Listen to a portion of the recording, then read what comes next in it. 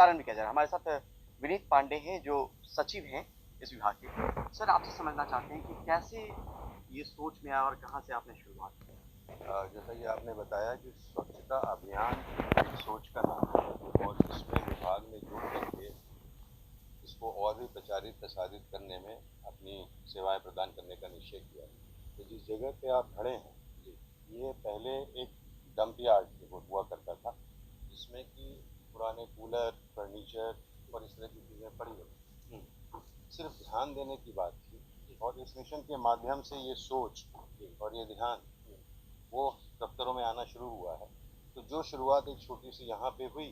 अब वही शुरुआत उसी का जो है हम अपने फील्ड ऑफिस में भी ये कोशिश कर रहे हैं कि ऐसे अगर इस तरह की जगह पड़े हुए हैं जहाँ कभी किसी ने झांका नहीं किसी ने देखा नहीं ना सिर्फ इस तरह के कोई आंगन की या बैठने की सुंदर जगह निकाली जाए लेकिन जो हमारे कस्टमर्स आते हैं जो पब्लिक हैं पोस्ट ऑफिस में उनको भी एक अच्छे वातावरण में बैठने की या वेट करने की सुविधा मिल सके। छोटा सा उदाहरण देना चाहूँगा कि इस प्रयास से प्रेरित होकर के कोलकाता जीपीओ में जहाँ हमारी पार्सल पैकेजिंग की हमने सुविधा दी है अपने ग्राहकों को तो जब तक उनका काम हो रहा होता है उस दौरान वो कहीं वेट करने की जगह भी हमने निकाली है और जो वहाँ फर्नीचर जो कि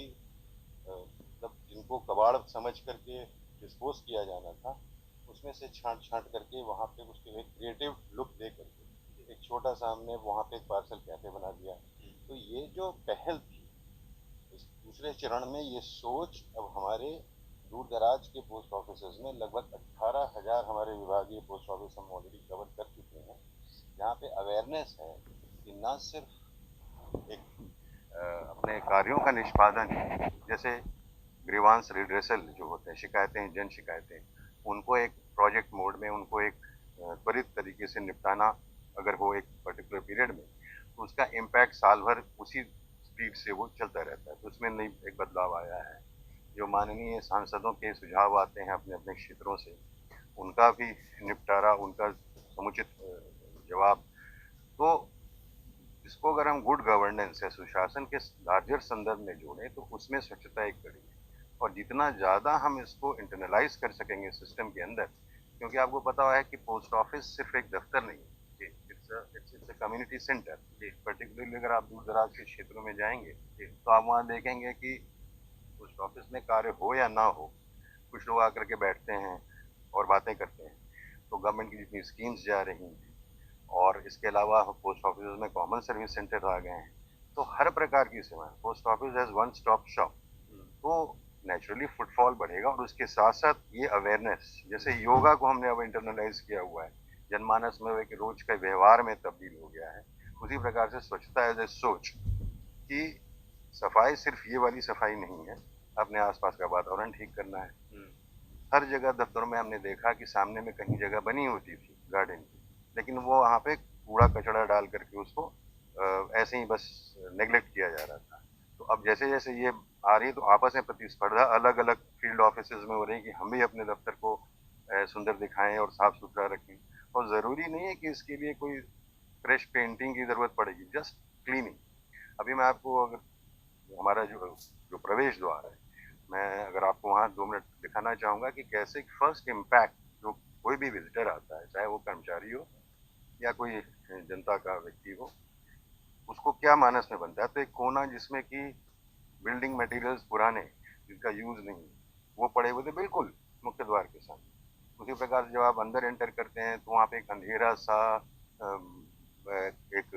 जगह हुआ करता था जिसमें सिविल और इलेक्ट्रिकल के सामान पड़े होते थे जिनका कोई इस्तेमाल नहीं हो किसी टेंडर के लिए वो डिस्पोजल के लिए वेट करे उन सबको एक जगह करके और वो एरिया भी जो हमने निकाला है। अब ये मैसेज हम अपने सर्कल ऑफिस में पीएमजी ऑफिस में हेड पोस्ट ऑफिस में सब पोस्ट ऑफिस में दे रहे हैं अलग अलग जगहों पे छोटी छोटी जो भी उनकी पहल हो सकती है इसको एक नॉर्मल रूटीन में हम तब्दील करने तो की। अभी तक कितने दफ्तर किए हैं सर और आगे आने वाले वक्त में कितने ऐसे लोकेशन या साइट्स होंगे सर? जैसा मैंने बताया कि प्रथम चरण में हमने शुरुआत तो पहले अपने ही दफ्तर से की उसके बाद हम अपने हेड पोस्ट ऑफिस तक गए तो लगभग 1000 हमने उधर कवर किए और इस बार हम अभी तक कुल मिलाकर के 18,000 लोकेशन हमारे पास फीडबैक आ रही है लोग इतने उत्साहित होकर के फोटोग्राफ भेज रहे हैं। और आने वाले वक्त में और कितने और ये sites हो अब सकते देखिए फिर ये हैं? इंटरनलाइज हो जाएगा ये, तो ये सिस्टम चलता रहेगा। और साफ जितने भी हमारा जो पूरा नेटवर्क है, अब जब सब ऑफिसेस तक ये सूचना पहुंच जाती है, तो जो गांव के हमारे ग्रामीण डाक सेवक हैं, वो या तो अपने घरों से भी चलाते हैं, या कहीं किराए की जगह लेके चलाते हैं, या पंचायत भवन से चलाते हैं। तो वो जो इन्फॉर्मेशन डिसेमिनेशन हो रहा है धीरे धीरे, तो वो अक्रॉस द कंट्री। अब आपको पता है कि हमारे एक विभागीय डाकघर भी दूर दराज में कोने कोने 255 करोड़ की बात आ रही है कुल साइट्स को लेके, अलग अलग दफ्तरों को लेके सर। इंडिया पोस्ट के दफ्तर से अब तक कितनी कमाई हुई गई इन कचरों से सर, जिनका कोई काम नहीं था? कम से कम 60-70 करोड़ रुपए का तो हम हो ही गया होगा। ये भी एक डिस्पोजल वाज द प्रॉब्लम। इतने सारे नियम बना रखे थे कि भाई वो पहले यहाँ ले जाओ फिर इकट्ठा करो, मतलब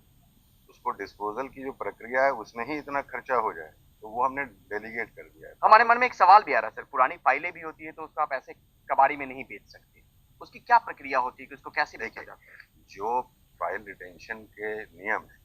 वो तो प्रिस्क्राइब है, निर्धारित। बट जो मैंने कहा ना कि उसको भी एक इम्पोर्टेंट काम समझ के एक सोच के ढंग से देखा जाए, तो बहुत सी फाइल्स ऐसी हैं जो वैसे भी उनका समय पूरा हो चुका है, बट वो कहीं किसी कोने में पड़ी रहती, तो उसको रिविजिट करना, उसको बार बार देखना। और जो आर्काइव वाली हैं वो आर्काइव में जाएंगी, जो डिस्पोजल वाली हैं कमिटी के द्वारा वो वहाँ डिस्पोज होंगी। तो